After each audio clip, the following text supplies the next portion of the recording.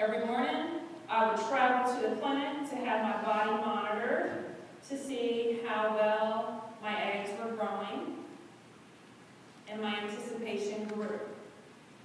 These visits had to be completed by 6:30, which meant they started at around 6, because I was a medical student working 90 hours plus in the hospital at that time, and I had to be to the hospital by 7. So once this regimen was complete, my husband and I would report to the outpatient surgery center to have my eggs removed, and he would give us a sample of,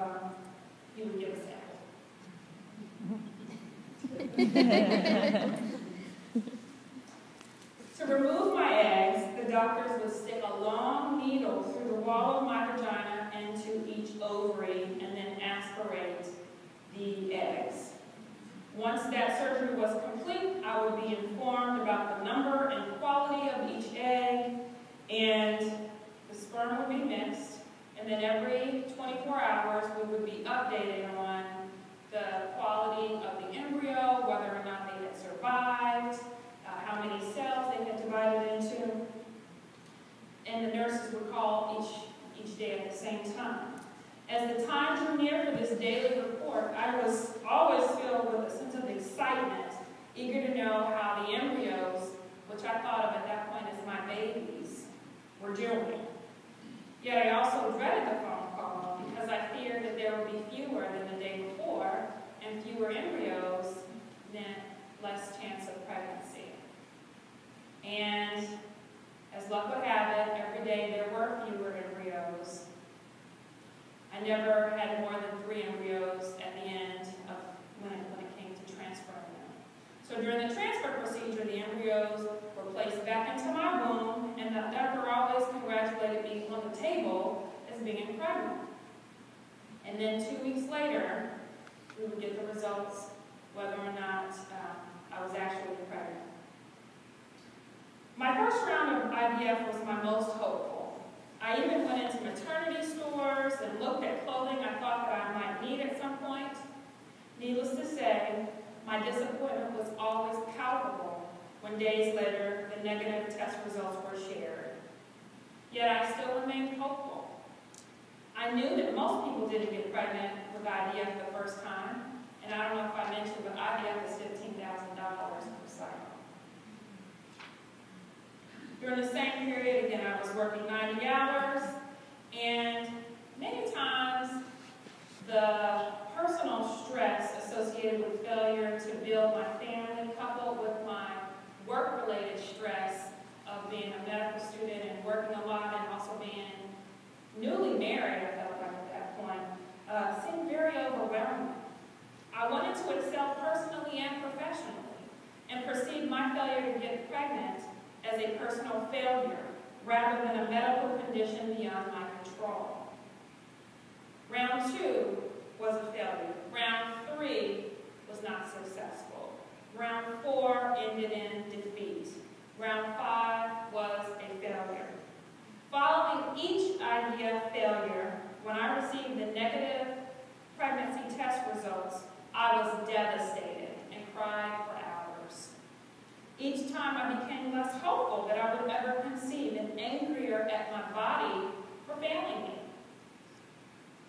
By the 6th round, I was faithful that God's will would be done, but I was so emotionally drained to even think about the possibility that that last round would work.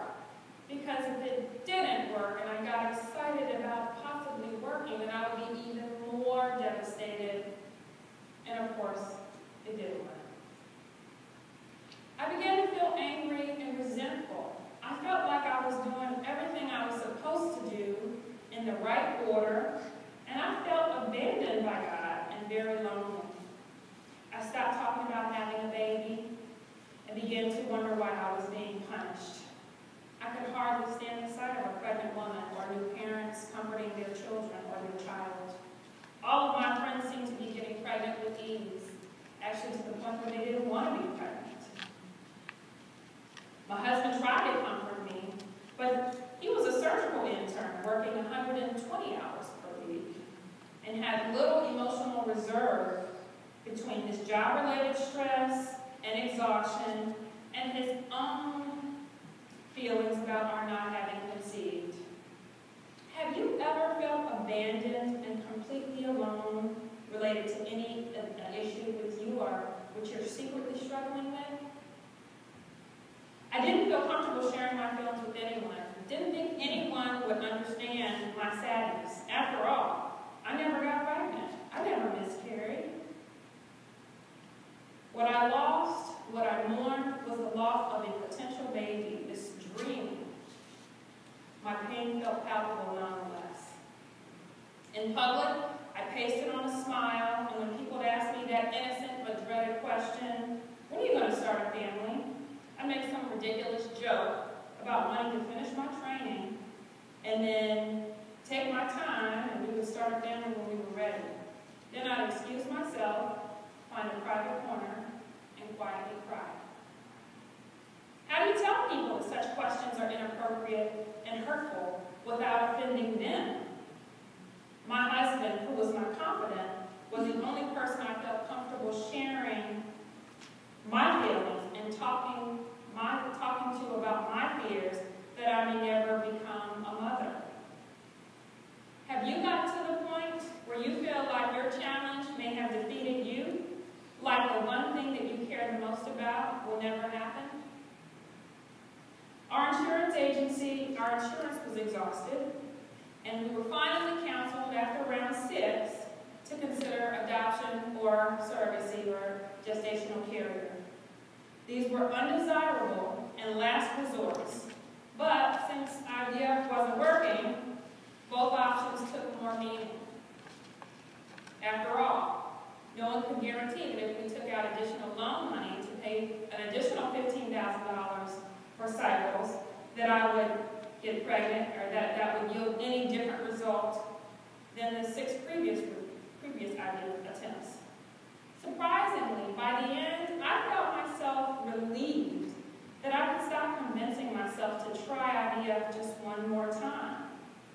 That advice to move on gave me permission to stop being angry at my body. It gave me permission to think about new options. So I resolved to not give up, but to take some time and rest. And knew that it was futile going through IVF. So have you ever been told that the definition of insanity is doing the same thing in the same way and expecting different results? So that's essentially what I was told at that point. So do you need to stop certain behaviors or thinking patterns that are not yielding the outcomes that you desire? I needed a new direction, was hurting badly, and was for the first time without a plan. But I knew that after taking my time to heal, that I would get back up and try something. My faith kept me moving forward toward becoming a mommy, though it did not prevent me from experiencing loss or pain. I knew that God would provide somehow, in His own time, in His own way. Sometimes just continuing to believe that God can and will work things for your good, even though everything you can see, touch, smell, feel tells you the opposite, is enough to sustain you. It's enough to make you consider solutions that before may have seemed revolutionary. Faith is confidence or trust in a person or entity. It is the substance of things hoped for, the evidence of things not seen. Use it and it grows. Where is your faith? What do you believe in? At that point, probably sensing our pain and wanting to relieve the suffering they saw on their eldest baby's face, my parents approached my husband and I with an inconceivable act of love. They asked if my mother could carry our hoped-for child, provided she would be able to do it because she was 54 at the time and postmenopausal. My mother offered the gift of a type of sacrificial love that says, I want you to be happy even if it is inconvenient for me. It is a love without fine print or disclaimer.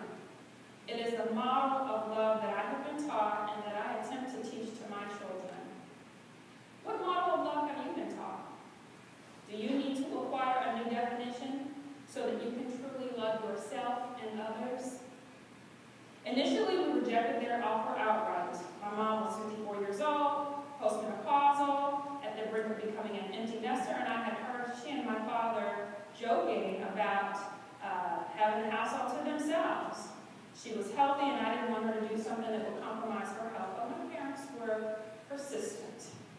And so we began to think and pray about it. But on the other hand, I was also prideful, and I couldn't understand how my 54 postmenopausal mother can do something that I, in my 20s, was unable to do. But we continued to talk and to pray and move forward.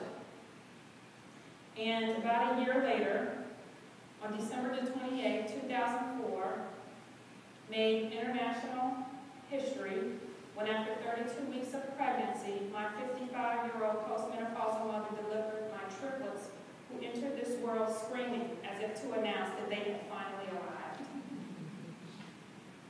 God answered our prayers in His own way at His own time. We believe wholeheartedly that things worked out the way they were supposed to. I may never understand the reason, and at this point it is no longer important to me. What is important is that I know that I was not abandoned and that He was faithful. We are so grateful for what we believe are His blessings, and I am thankful that I have parents, specifically a mother, who loves me without boundaries. Have you experienced love like that?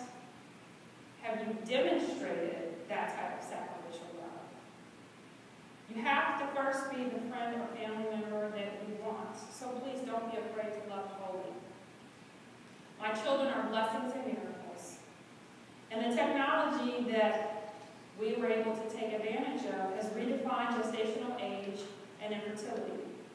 Our challenge was physical, but each person has their own struggle that may feel insurmountable or overwhelming at some point.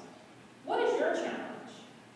Are you frustrated by an academic issue, perhaps a desire to get into a program or a graduate school, but facing rejection? Is it a relationship that you desperately want to work, but that has been irreparably broken? Is it a physical malady that affects every aspect of your life and remains in the forefront of your mind? Or is it a spiritual crisis, where you are angry at God for what you perceive as an injustice? Have you ever encountered a challenge that you could not overcome? If you have not yet, just wait, you will. Had I never shared my struggle, I would still be childless. We have to begin to be more honest about the issues that affect us. Take the chance, talk to someone about the issue with which you struggle, and get the support that is waiting for you.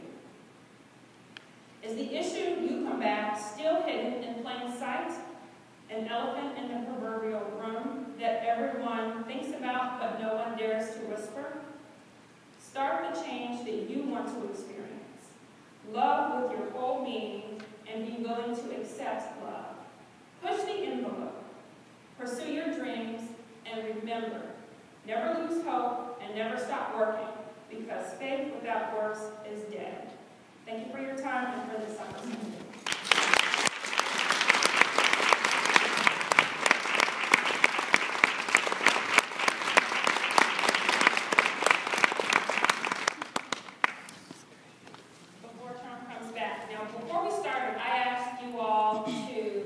Write down your greatest challenge.